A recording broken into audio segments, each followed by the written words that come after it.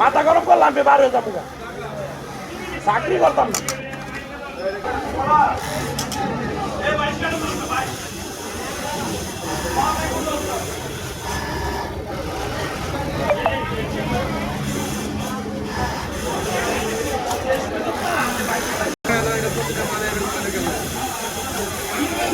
ভাই